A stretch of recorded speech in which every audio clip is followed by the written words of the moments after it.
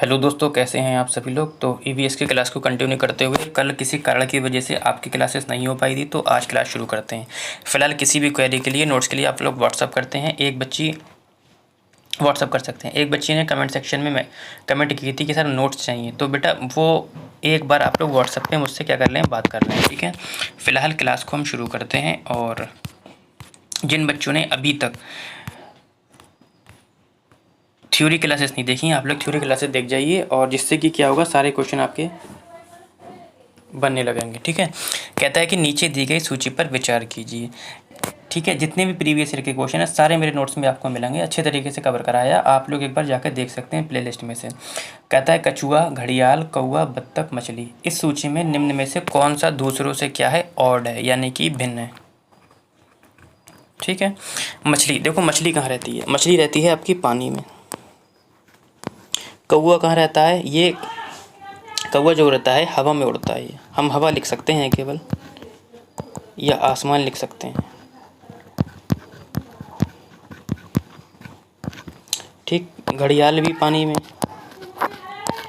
कछुआ भी पानी में, तो सिंपल सी बात है, ऑड क्या है हमारा, कौवा ही है, ठीक है।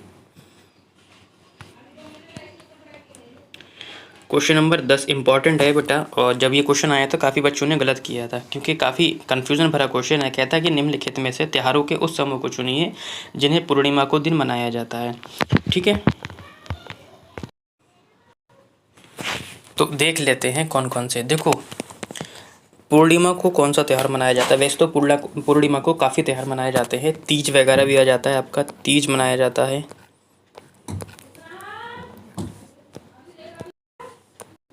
ठीक। तीज हो गया आपका, रक्षाबंधन हो गया,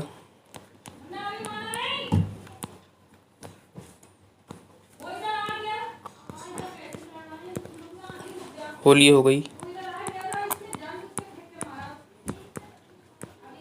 गुरु नानक जयंती हो गई,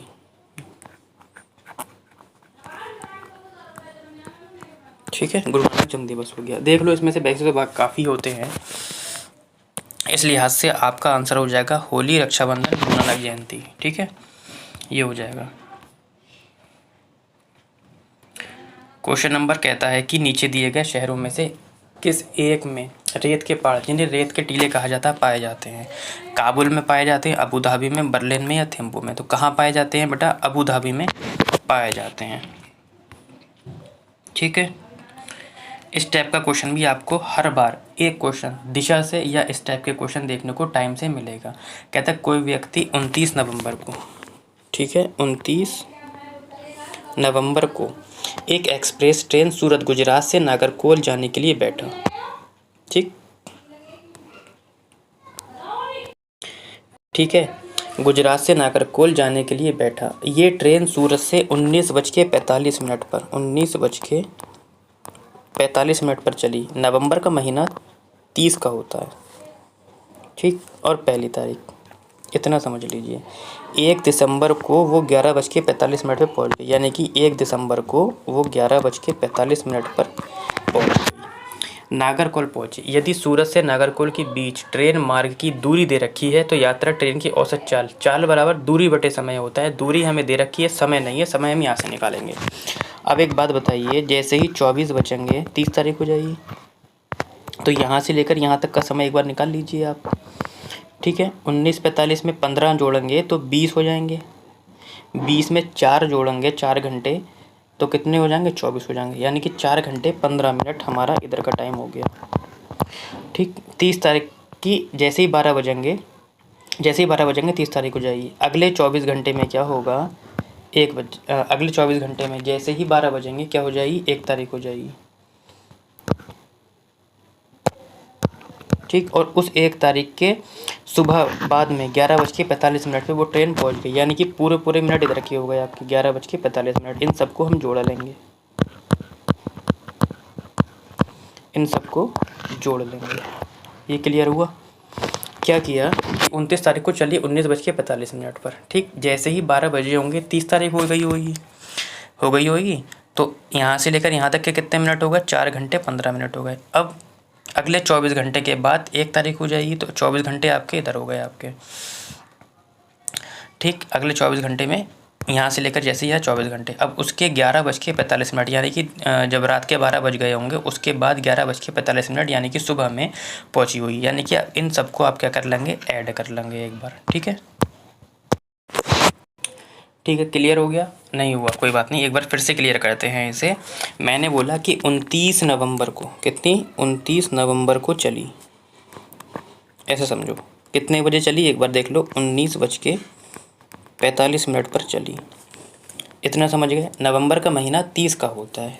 जैसे ही 12 घंटे 30 तारीख, जैसे ही 12 बजेंगे बेटा, कितने, 12 बजेंगे यानी कि 24 बजेंगे ना, 12 का मतलब 24 बजेंगे, वैसे ही 30 तारीख को जाएगी। इतना समझिए पहले आप, ये क्लियर हो गया? अब अगले 24 घंटे के बाद 1 तारीख हो जाएगी, ये बताइए। 1 तारीख हो जाएगी कितने घंटे के बाद, 24 घंटे के बाद।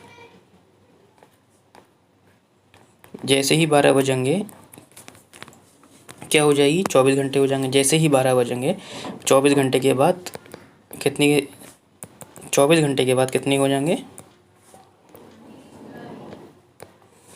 1 तारीख हो जाएगी। अब 1 तारीख के कितने बजे, 11:45 पे वो पहुंच रहा है। यहाँ से यहाँ तक की डिस्टेंस अभी मैंने आपको बताई थी कि कितनी थी, सॉरी समय कितना था, 4 घंटे 15 मिनट। ठीक, मैंने बताया इसको और 11:45 को आप जोड़ लीजिए। जब आप इसे जोड़ेंगे बेटा तो 2120 आएगा। कितना आएगा, 2120 आएगा। चाल का फार्मूला होता है बेटा, चाल बराबर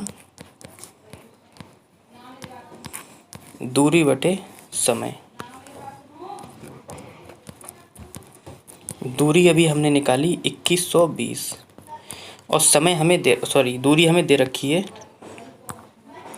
हमने यही लिख दिया, सॉरी।